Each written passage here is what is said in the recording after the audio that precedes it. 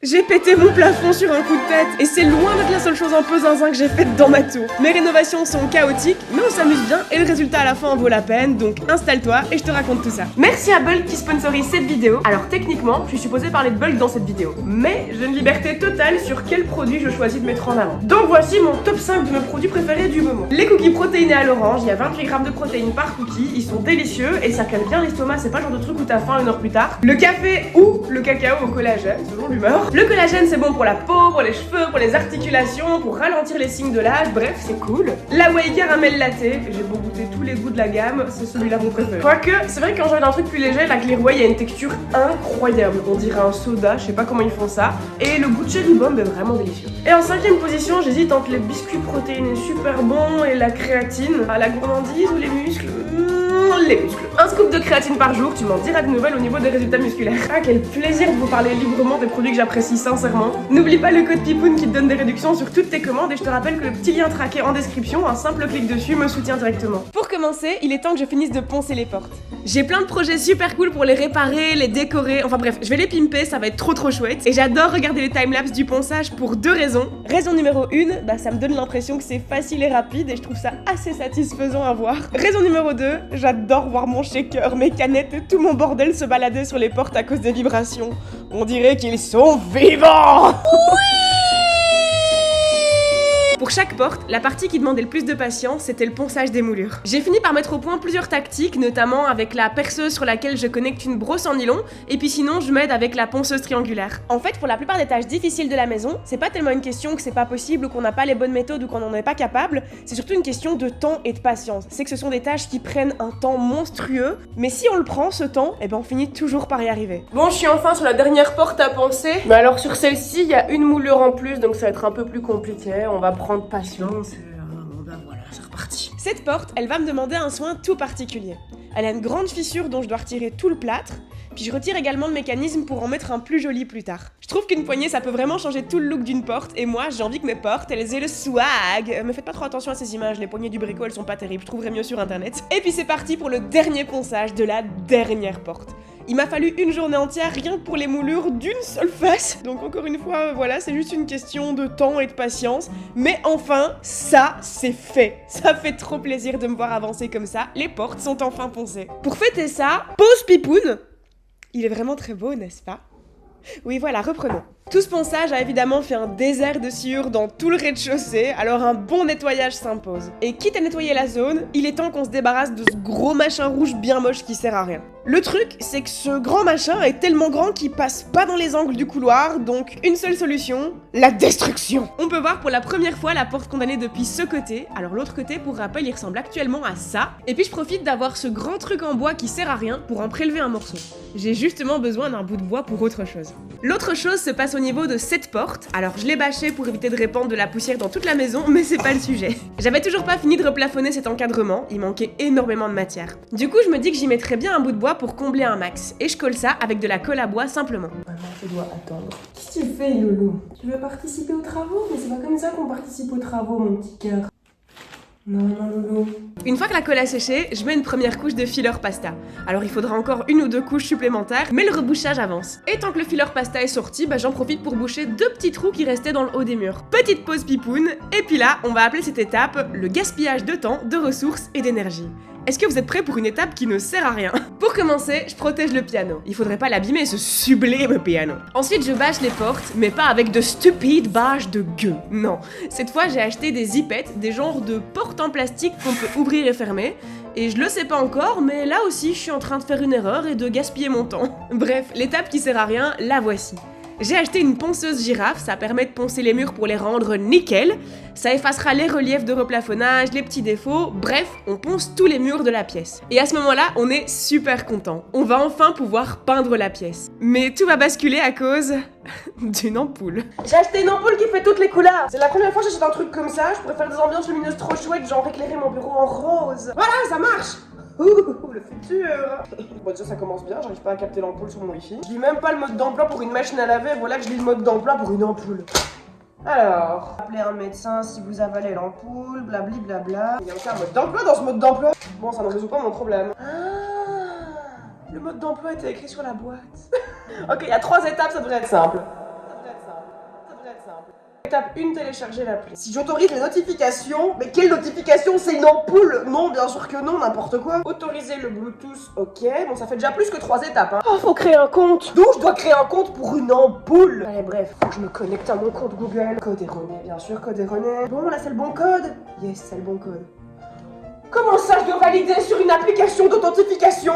C'est une ampoule! Envoyer un SMS de confirmation. Identification à 2 facteurs pour allumer la lumière. Alors, ensuite, je dois créer une maison. Faut que je donne un nom à ma maison. Ah, on va l'appeler Gustave, c'est le nom de ma maison, c'est parti. Définir le fuseau horaire. Je veux juste mettre des couleurs sur une ampoule. Je veux juste allumer la lumière en rose. Est-ce que c'est trop demandé? Il veut une carte complète de ma maison, ça y est. Donnez un nom à votre balcon. Ah, il s'appellera Mouloud. Ok, super, j'ai écrit ma maison qui s'appelle Gustave et mon balcon qui s'appelle Mouloud. Maintenant, qu'est-ce que je fais? Il faut le mot de passe de mon wifi maintenant. Cœur, t'as le mot de passe du wifi?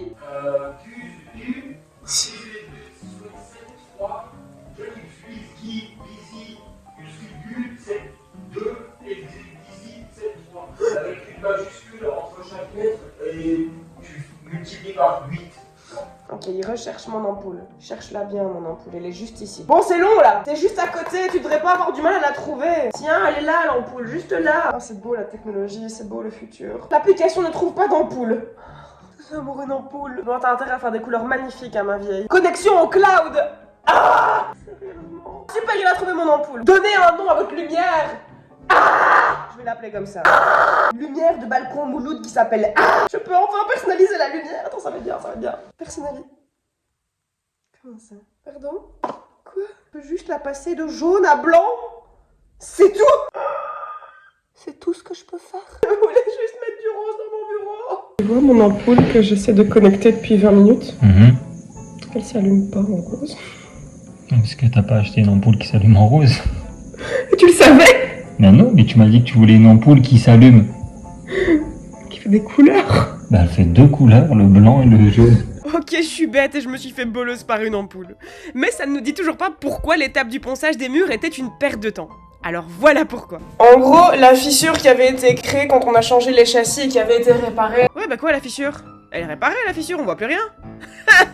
C'était avant que je n'éclaire le plafond avec la fameuse ampoule en essayant de la connecter. Avec une lumière rasante, j'ai vu le retour de la fissure. Non! La fissure a fini par réapparaître et ça me casse les pieds. Bonjour. Alors j'ai cogité toute la soirée sur comment réparer enfin cette fissure, jusqu'à ce que j'ai l'illumination. Finalement, il faut protéger mieux que ça le piano, parce que hier soir, il m'est venu une brillante idée. On va repartir dans les gros travaux de démolition. Et puisqu'on repart dans de la grosse démolition, il faut protéger encore plus le piano. Une couette, des coussins et une deuxième bâche, ça devrait aller. L'idée, c'est d'amortir pour que tout ce qui peut tomber sur mon piano ne l'abîme pas. Ça me donne un indice sur ce que je compte faire. Le piano est en sécurité, donc eh ben c'est parti. Commence par retirer le système de lumière au plafond, et puis... on va tout casser. Voilà le projet. On n'oublie pas la sécurité avant tout, c'est le retour du casque qui ne tient pas. Ok, ça tient. Oui, c'est comme ça que les ingénieurs testent l'efficacité de leur casque. Au début, je tâtonne, j'ose pas taper trop fort, je sais pas trop ce que je fais. Et puis je me rends bien compte que si je tape pas un chouïa plus fort, bah il se passera rien. Et dès l'instant où je réalise que je peux y aller franchement, bah je me lâche et je le défonce ce plafond. Oh, je vais changer d'avis, on a qu'à laisser le plafond comme ça. C'est joli, je trouve. Ouais, c'est ça, bien sûr. Non, allez, blague à part, je m'apprête à réaliser que mon petit casque de merde ne suffira pas comme protection pour cette démolition. Eh ben, c'est poussiéreux. Oh ouais, la quantité de poussière dans ce plafond était effrayante. Et j'ai parfaitement conscience que la poussière est composée principalement de peau morte humaine. Ça me répugne de savoir que des restes de gens que je connais pas me tombent sur la gueule, mais heureusement, mon dégoût des plafonds moches l'emporte sur mon dégoût de la saleté. Je suis le père fouettard. Bon, hier je n'avais pas réalisé à quel point ce serait poussiéreux, aujourd'hui on va mieux se protéger. Je commence par protéger mes cheveux. Magnifique, superbe. Et puis je sors le gros masque de chantier. Mais mon dieu, ça fait mal au pif ce truc. Ah, ce masque n'est définitivement pas fait pour être porté avec des lunettes. La dernière couche de protection, puis on est bon. Parfait. Je sais pas si vous voyez comme le masque il me tire la peau des yeux, du nez. Ça m'avachit le visage. Franchement, premier degré, je crois que je préférerais respirer de la poussière. Bon, cela dit, ça m'emmerderait de niquer mes poumons. J'en ai trop besoin pour faire du sport et sans sport, je deviens zinzin. Alors je mords sur ma chic et tant pis, j'aurai un bleu sur le nez, c'est la vie. J'ai plein de timelapse super cool de cette étape. Sauf qu'en fait c'est autant un timelapse regarde mon plafond être démoli petit à petit qu'un timelapse regarde l'air de ma pièce devenir irrespirable et l'objectif de ma caméra être recouvert de poussière. À la fin de chaque timelapse on voit plus rien. Finalement entre temps j'ai acheté un masque FFP3, c'est un peu moins efficace que le gros masque de chantier, mais ça me semble un bon compromis entre protéger mes poumons et éviter d'avoir un hématome sur le nez pendant une semaine. Cette étape m'a pris 2 journées entières et franchement je trouve que ça va encore, je m'attendais à pire. Mais bon, il reste évidemment encore beaucoup de boulot, tu t'y attends. À ce stade, voilà la gueule du plafond et de la pièce entière. C'est un vrai champ de ruines. Bon, bah maintenant c'est parti pour arracher les bouts de bois. J'ai un look un peu Star Wars, je trouve. Bref, démolition du plafond, jour 3. Je pensais que cette étape serait moins salissante, qu'il y aurait beaucoup moins de gravats et moins de poussière. Eh ben mon gars, c'est ce qu'on appelle une belle erreur. Oh, c'est dégueu. L'air se charge super vite de poussière, je sens des douches de crasse me tomber sur les bras et la gueule. À la caméra, très vite, on voit plus rien. Genre carrément, mon appareil arrive plus à faire le focus tellement il y a de particules dans l'air. J'ai beaucoup filmé cette étape et donc j'ai des timelapses qui auraient pu être vraiment chouettes à regarder, sauf qu'en fait c'est juste gris, poussiéreux et flou. Désolé YouTube, c'est pas aujourd'hui que je produirai des images de qualité. Le truc qui prend le plus de temps, c'est retirer les clous qui tenaient les petits bouts de bois. C'est pas difficile à faire, mais ça prend du temps parce qu'il y en a des centaines et j'exagère même pas. Allez, encore un petit effort, on casse tout avec le gros marteau, ça défoule bien, et puis on peut dire que j'aurais bien mérité une bonne douche. Ou peut-être même 2 bonnes douches. À ce stade, j'ai l'impression d'avoir détruit ma maison, on dirait un urbex, l'ambiance dans la pièce est limite flippante. Et comme tu peux le voir, c'est pas tout à fait fini, il me reste encore quelques lithots à arracher. Oui, parce que les bouts de bois, comme je les appelle depuis le début, ce sont des lithots. Voilà, c'est le terme exact, on en apprend tous les jours. Et là, j'ai failli niquer mon téléphone, oui, mais bref, on parlait de lithots à la base. Et donc, à Skip, les lithots, c'est super pour démarrer les feux de bois, et comme mes parents ont chacun une cheminée, bah ça leur fera un super cadeau de Noël. Tiens papa, tiens maman, les déchets de mon plafond pour allumer vos feux de bois, mais que je suis généreuse. Et puis voilà, j'ai fini. Maintenant, un bon gros nettoyage s'impose. J'ai pas fini de salir la pièce, il y aura encore beaucoup de travaux salissants ici, mais j'ai envie d'évacuer les déchets et de bien tout nettoyer pour y voir clair pendant la suite des travaux.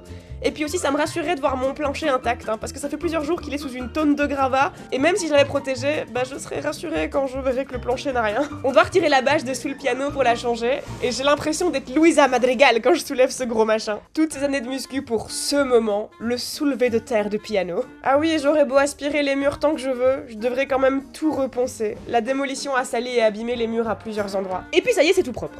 Pour le moment, je suis rassurée de voir que mon sublime plancher est intact. Et pour qu'il reste intact pendant la suite des travaux, il faut remettre une belle bâche toute neuve dans toute la pièce. Jimmy était occupé, donc je vais tenter de gérer ça toute seule cette fois-ci. Et finalement, le piano était pas si difficile à soulever, donc c'est bon, ça l'a fait. Et ça y est, cette pièce est de nouveau toute propre. Propre ? Et ça ? Ça c'est quoi ça? Et bah ça, c'est l'encadrement de porte que j'ai mis un temps fou à poncer cet été. Et vous vous souvenez de la zipette que j'ai mis sur la porte? Et ben je l'ai mise à l'extérieur. Et donc avec ma poussière de plafond, j'ai complètement dégueulassé mon bel encadrement de porte. Bravo championne. Bon, heureusement rien d'irréparable, il y a juste à poncer de nouveau. Pendant ce temps, Pipoun, il croule sous les responsabilités et le stress. Ah ouais, la vie est dure pour lui. Oh là là, on est stressé, hein. Oh oui, c'est dur. Bon, à part ça, flemme un peu de reponcer cette porte 36 fois, donc on va désormais la protéger recto verso. Et entre-temps, j'ai sorti l'échafaudage qui traînait à la cave. Je le trouve pas très stable, mais ça devrait me faciliter la vie. Bref, je finis de poncer la porte et puis je la protège avec une deuxième bâche. Mais attendez, mais pendant tout ce temps, Jimmy, il faisait quoi? Bah ouais, cette feignasse, il m'a pas du tout aidé pour le plafond. Mais en vérité, il feignassait pas du tout. Il avançait sur un autre bureau sous la supervision attentive de Pipoun. Vous avez vu comme il est bien assorti à l'encadrement de mes portes? J'ai choisi cette maison juste parce qu'elle était assortie à Pipoun. Bon, étape 1, il faut terminer le replafonnage. Oh, et Pipoun, il est trop gentil, il file même un coup de patte. Allez, turlututu les timelapses, on fait avancer tout ça. Et niveau replafonnage, il y a aussi beaucoup de boulot derrière certains radiateurs. Pour les gros trous comme ça, il faut faire les choses bien. D'abord, on retire toute trace de poussière de la zone. Ensuite, il faut enduire le tout avec du béton contact. Alors pour rappel, c'est une espèce de colle forte dans laquelle il y a du sable. Ça permet de créer une surface qui adhère super bien, sur laquelle on pourra étaler le plâtre. Le temps que ça sèche, on réunit tous les meubles au centre de la pièce, et puis on les recouvre en créant une espèce de sarcophage hermétique avec des bâches. Parce qu'en fait, quand on ponce les murs, ça fait de la poussière de plâtre, et ça c'est vraiment très mauvais pour les ordinateurs. Donc il faut bien tout protéger, et tant qu'à faire, autant protéger aussi les meubles. Ah oui, et si on pose les murs, c'est pour qu'ils soient tout nickel à la fin. Ensuite, il reste un dernier détail à préparer avant de peindre la pièce, couler un joli joint d'acrylique dans les coins de la pièce. Ça évitera que la peinture craquelle dans les angles et ça fera des finitions parfaites. C'est ce genre de petit détail qui fait toute la différence. Quand on rentre dans une pièce bien finie, on saurait pas mettre le doigt sur ce qui fait que c'est nickel, C'est ce genre de détails qui font que c'est nickel. La couleur a été choisie, et maintenant, eh ben, y a plus qu'à peindre. Et pour revenir sur mon plafond, moi, pendant ce temps, bah, je vais m'attaquer à un gros poste. Poncer les poutres du plafond. Et en toute honnêteté, j'ai aucune idée du temps que ça va me prendre. Je sais que j'y arriverai, ça a rien de bien compliqué, ça demande pas des connaissances hors du commun. La seule inconnue, bah voilà, c'est le temps que ça me prendra, et si je dois y passer 6 mois, eh ben alors soit, c'est comme ça. Donc ouais, je m'attends à ce que ce soit très long et très difficile. Ah oui, parce que j'ai oublié de te dire, je vais pas réparer le plafond, non, je vais laisser les poutres apparentes comme ça va être magnifique. Ouais, vraiment gros projet de dernière minute, mais faites-moi confiance, ce sera chouette. Enfin, j'espère. Et bien alors, Bichou Boupou, tu veux venir dans la pièce où je ponce? Et je m'attendais à ce que ce soit très très long, mais il y a un souci auquel je ne m'attendais pas. Pour poncer, j'ai sorti le vieil échafaudage qui traînait à la cave. Techniquement, ce sera plus confortable pour travailler, sauf que, bah regarde bien, ça a l'air stable ça pour toi? Non, c'est aussi stable que le mariage d'un couple d'accros au crack. Je m'obstine quand même encore un peu à le faire malgré tout, je me dis qu'au pire, bah ça me fera un super entraînement abdos, mais bon, au bout d'un moment, faut un peu arrêter les conneries, hein. Ce serait pas pratique de me casser une jambe en tombant dans l'échafaudage, alors je mets le ponçage en pause le temps de trouver une solution pour stabiliser ce truc. Normalement, il y a une pièce faite pour, et je finirai bien par la retrouver. En attendant, je vais avancer sur la porte des toilettes. Alors je suis trop contente, je vous en ai déjà parlé dans l'épisode précédent, j'ai de grands projets pour cette porte. Et je vous spoil déjà, j'ai géré ça comme un chef. Enfin quoique tous les chefs ne sont pas toujours des gens compétents, mauvais exemple. Qu'est-ce que je peux dire à la place? Oh oui voilà, je sais, j'ai géré ça comme Beyoncé. Je commence par passer chez Brico chercher ce dont j'ai besoin. Je vais vernir mon yacht, j'ai un vernis pour yacht. Est-ce que tu crois qu'avec ça je peux vernir le pont de mon yacht? C'est un petit yacht, un tout petit yacht. C'est un bébé yacht, c'est un yota. Elle est nulle.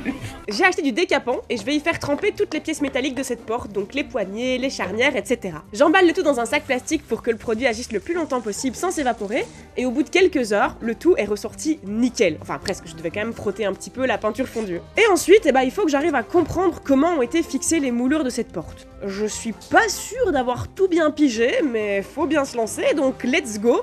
Je sors la scie et je commence à retirer certaines parties des moulures. Ça m'aidera peut-être à y voir clair et à comprendre comment ça a été conçu. Mais j'ai beau retirer des morceaux, je comprends toujours pas comment ça a été emboîté. Je demande son avis à Jimmy, on regarde la porte sous tous les angles, mais on comprend pas comment ont été montées ces moulures, donc on sait pas comment les retirer sans scier dedans, donc je sais pas, donc je continue avec ma scie, hein, écoute, y a pas le choix. La difficulté, c'est que je dois pas juste retirer les moulures. Non, je dois créer un espace dans lequel je vais pouvoir venir emboîter quelque chose. J'essaie de scier le plus droit possible tout en faisant ça à main levée, et ça aurait pu être une catastrophe, mais en étant patiente et soigneuse, je trouve que je m'en suis super bien sortie. Tu vois ça, ce creux en angle droit? Bah j'ai dû le créer avec ma scie, et il sera utile plus tard. Et j'ai fait tout ça à main levée, j'en suis très fière, j'ai le droit de flexer, s'il te plaît. Maintenant que j'ai trouvé un plan d'attaque et que je sais comment retirer les moulures tout en créant un espace pour les encoches, eh ben y a plus qu'à. J'ai mis 2 après-midi sur cette étape, et même si ça commence à faire beaucoup de boulot juste pour une porte de chiottes, bah de 1 ça vaut la peine, je ferai caca avec panache derrière une porte bien swaguée, et de 2, eh bah c'est pas fini, y a encore beaucoup de boulot. Du coup la suite, bah je ponce les tranches des portes, hors de question de négliger les finitions, hein s'il te plaît. Qu'est-ce que tu fais? Je cale la porte entre mes jambes. Bah ouais. Jusqu'à la porte. Ouais, la béca nini nana, on finit les tranches et puis faites place à mon nouveau joujou. Je me suis acheté une scie à onglet, ça y est, je suis une grosse daronne qui s'achète des trucs d'adultes, voilà. Au début, bah on essaye de bien comprendre comment ça marche, on pige pas tout, mais si ces travaux m'ont bien appris une chose, c'est qu'avec un peu de persévérance, on finit toujours par y arriver. Non, vraiment, même si parfois j'ai fait face à des gros échecs, à chaque fois je réessayais encore et encore jusqu'à y arriver. C'est en forgeant qu'on devient forgeron, c'est en ponçant qu'on devient la Beyoncé du ponçage, et c'est en s'obstinant à comprendre le fonctionnement de la scie à onglet qu'on devient la Beyoncé du sciage à 45 degrés. Ah oui, parce que j'ai toujours pas expliqué, en gros ce joujou ça sert à faire des beaux angles bien propres. T'as un laser que tu peux pointer sur l'angle que tu veux, ici 45 degrés, puis t'abaisses la lame et ça te coupe ton truc. Ça semble simple, mais déjà bah il faut apprendre à maîtriser le geste pour que ça coupe net sans arracher de lambeaux de bois. Ça a demandé un peu de persévérance de choper le truc. Et si j'ai acheté cette machine, c'était pour créer de toutes nouvelles moulures sur ma porte. On passe la soirée dessus, mais je suis pas satisfaite du résultat. Ouais, mon perfectionnisme, là, il est vraiment pas content. J'essaye différents trucs pour rattraper le tir, genre par exemple poncer le bout des moulures qui sont légèrement trop longues, et même si c'est mieux, c'est toujours pas parfait, et ça me dérange. Du coup, je reprends tout depuis le début, je cherche pas à gagner la moindre seconde, non, je prends mon temps sur chaque réglage de la machine, en chantant du Kanye West. Scoopity-poop, whoop-de-whoop, scoop-de-poop. Et en toute modestie, en l'espace d'une soirée, je suis devenue la Beyoncé Taylor Swift Rihanna des moulures parfaitement ajustées. Non mais regardez-moi cette perfection! Maintenant que j'ai la technique, je passe une bonne partie de la nuit là-dessus. Je vois pas le temps passer quand je m'amuse, et cette nuit-là, j'ai terminé les moulures pour un côté de la porte. Du coup, le lendemain, je continue sur ma lancée pour l'autre face de la porte. Oh oui, j'avais oublié d'expliquer une étape. En gros, les moulures, c'est juste des longues baguettes moulurées que j'ai achetées chez Monsieur Bricolage et puis que je coupe à la bonne dimension pour les intégrer à ma porte. C'est franchement pas très compliqué. Et maintenant que tous mes bouts de moulure sont prêts, il y a plus qu'à les coller avec de la colle à bois. Cette étape est longue et chiante parce que je dois maintenir chaque section de moulure le temps que la colle sèche. Chiant! Maintenant que toutes les moulures sont collées sur la première face de la porte, et c'est parti pour les finitions. Pour ça, je sors le gros sac poubelle dans lequel j'avais gardé de la sciure de bois. Je vais fabriquer de la pâte à bois avec un mélange de sciure et de colle à bois. L'idée c'est de boucher tous les petits espaces, tous les petits interstices avec cette pâte. Alors oui, à ce stade c'est super laid et on dirait juste un mélange ton maillot, mais fais-moi confiance, à la fin ce sera impeccable. À la fin, ce sera propre, mais là, c'est vraiment l'étape la moins gratifiante, quoi. Ça colle, c'est...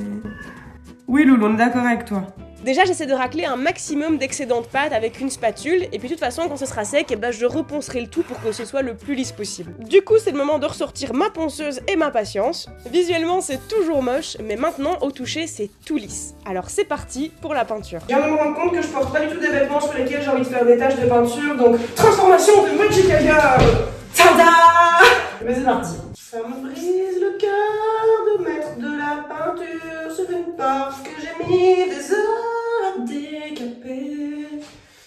Mais ça vaut la peine, ce sera joli. En tout cas, il y a intérêt, sinon je te brûle la porte. Je te brûle. Trop tard pour changer d'habit.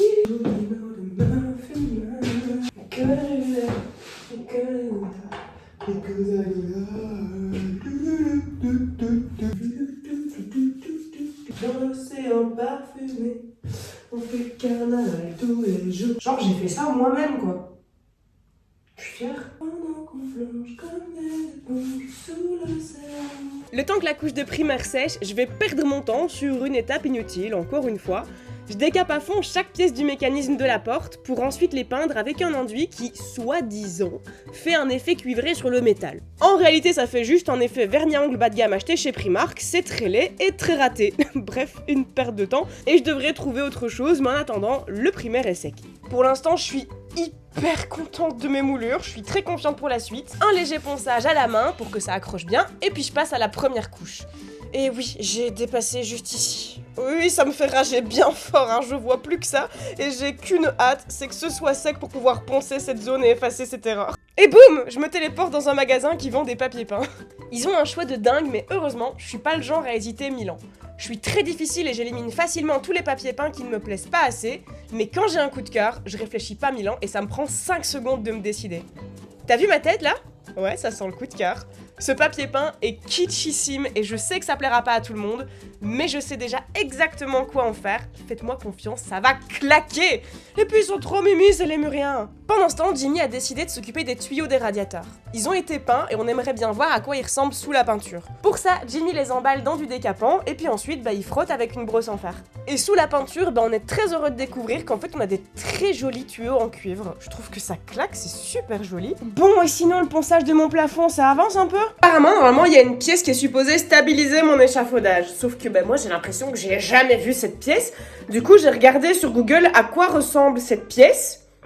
Et si, en fait, je me souviens très bien l'avoir eu. Je me souviens même très clairement m'être dit, tiens, qu'est-ce que c'est que ça ? Oh, je ne sais pas, je vais le jeter. Du coup, cette pièce est au parc à conteneurs. Oups. C'est pas très malin. Bon, du coup, il n'y a plus qu'à espérer que j'ai bien retenu tous mes nœuds scouts pour sécuriser ça avec un bout de bois. Écoutez, j'ai rien trouvé de mieux. Mais en vrai, allez, un peu de ficelle, un petit peu de bonne volonté, ça devrait le faire, hein. Écoutez, franchement, ça le fait. Donc du coup, je peux reprendre mon ponçage et continuer d'avancer sur ce plafond. Pour que tu vois la différence, là, c'est les poutres avant qu'elles soient poncées. Et là, c'est les poutres qui ont été poncées. Ouais, ça n'a pas la même gueule du tout. Et il faudra aussi que je ponce les planches aussi qui sont entre les poutres, hein, c'est pas fini. Je sais pas encore trop si je laisserai la couleur naturelle du bois ou si je le teindrai. En tout cas, je trouve que les poutres ont une gueule plutôt sympa. Ah oui, et bien sûr, je replafonnerai le haut des murs, hein, soyez pas fous, je vais pas laisser ça comme ça en friche, c'est moche. Au total, poncer les poutres m'aura pris 4 journées entières. Ça peut paraître beaucoup, mais je vous ai dit à un moment que je m'attendais à ce que ça prenne presque 6 mois, donc franchement, ça passe. Bon, cela dit, il me reste encore les planches entre les poutres à poncer, hein, c'est pas gagné. Et sinon, bah c'est vrai que ça fait beaucoup les épaules et les trapèzes, hein, c'est fatigant, ça fait les muscles, mais un peu de bonne musique dans les oreilles et on fait ça avec la bonne humeur, hein.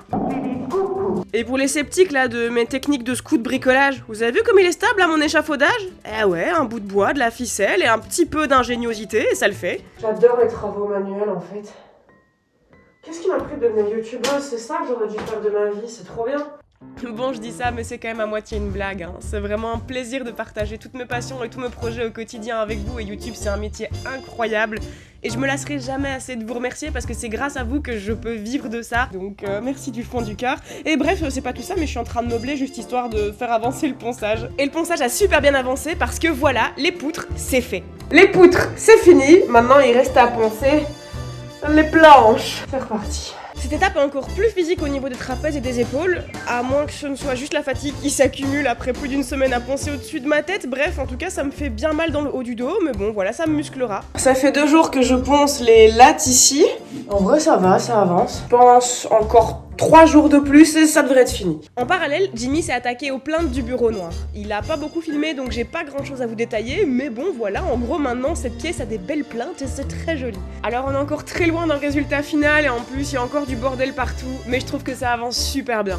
Revenons sur mon plafond, j'ai déjà fait 75% du boulot, il me reste que 4 lignes à poncer. Alors je me secoue et au bout de je sais plus trop combien de jours de boulot, j'ai enfin fini de poncer. Alors pour l'instant évidemment c'est encore vachement brut de décoffrage, il n'y a aucune finition, mais avec un peu d'imagination, on peut tout doucement imaginer vers où on va se diriger. J'ai justement nettoyé la pièce ce matin en urgence pour que vous puissiez visualiser au mieux et j'ai besoin de vos avis. Tu vois, les clous ont laissé des auréoles foncées sur toutes les poutres et puis il y a aussi ce souci de cordes vertes bien moches qu'on voit entre les lattes. Tu vois, pour l'instant on voit les cordes vertes qui dépassent et toutes les espèces d'auréoles des clous.